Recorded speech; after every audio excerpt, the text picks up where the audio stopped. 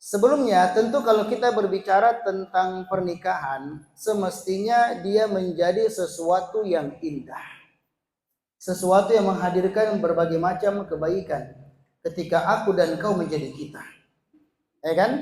Makanya kalau kita melihat dalam ayat-ayat Al-Quran, dalam surah Rum ayat ke-21, digambarkan sebagai wa min ayatih an khalaqa lakum min anfusikum azwajan litaskunu ilaiha wa ja'ala bainakum mawaddatan wa rahmah. Ternyata Allah menggambarkan bahwa pernikahan itu yang pada dasarnya memadukan antara dua raga dan dua jiwa itu akan menghasilkan kolaborasi yang begitu indah dan banyak kebaikan. Silakan tampilkan. Sampai-sampai ada seorang ulama kita yang bernama Muhammad Bashir Al-Ibrahimi dalam kitab Atharuhu pada juz ketiga halaman 297 beliau pernah mengatakan az-zawaju wa aqdun baina qalbain wa waslun baina nafsain wa mazajun baina ruhain wa akhiruhu takribun baina jismain. Saya akan tampilkan bahwa sejatinya pernikahan ini ketika mampu dilakoni secara baik, maka dia adalah ikatan antara dua hati, pertautan antara dua jiwa, peleburan, penyatuan antara dua roh yang akhirnya adalah perkatan antara dua raga. Jadi raga menyatu, secara fisik dia menyatu, dan juga dia menyatu ya secara perasaan. Jadi sebenarnya suami istri itu selayaknya hubungan di antara keduanya begitu akrab.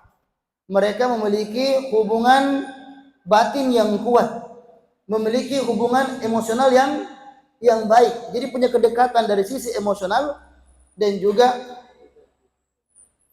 ada masalah ya? Iya.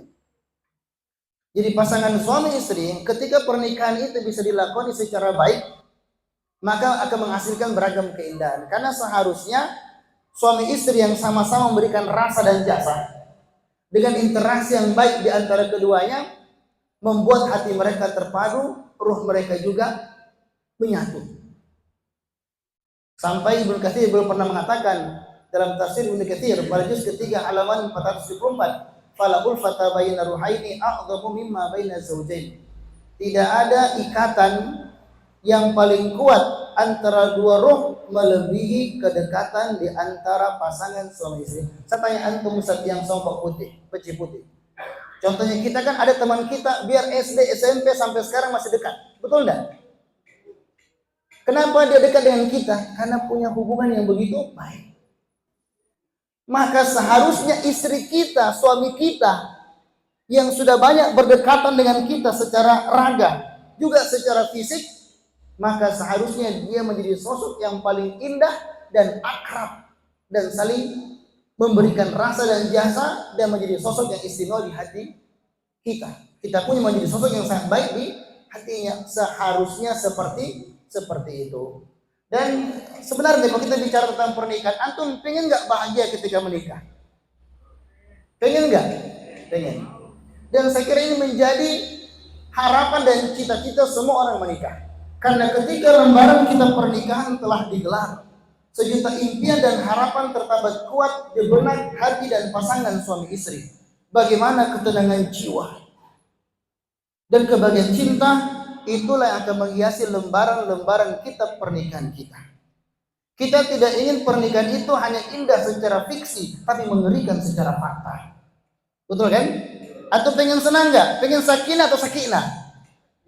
Pasti ingin sakinah. Namun faktanya tak semua bahtera cinta bisa berlayar sesuai dengan rencana. Sapuan ombak dan terjangan badai acap kali membuat bahtera itu menjadi goyah, dan banyak di antara bahtera cinta itu justru menjadi karam dan tak bisa melanjutkan perjalanan. Kita tidak ingin tentunya pernikahan seperti parfum yang wangi di awal tapi akhirnya hilang. Kita ingin pernikahan ini konsepnya sehidup dia mati, antum yang mati. Sehidup sesurga. Kita membuka mata, kita terpisahkan dengan kematian. Namun ketika membuka mata kembali, ternyata kita mendapatkan pasangan kita sementara menikmati surga Allah Subhanahu wa taala. Jannatu 'adnin yadkhuluna wa man salama min aba'ihim wa azwajihim wa dhurriyyatihim wal malaikatu yadkhuluna 'alaihim min kulli bab salamun 'alaikum bima sabartum fa ni'ma uqbad. Intinya dalam ayat ini, seorang lelaki yang saleh ketika dia dimasukkan ke dalam surga, maka dikumpulkan sama orang-orang dekatnya, orang tuanya, pasangan hidupnya, istri suaminya, dan juga dengan anak-anaknya, dikumpulkan pada tempat yang sama di surga Allah Subhanahu wa ta'ala. Maka inilah impian dari pernikahan.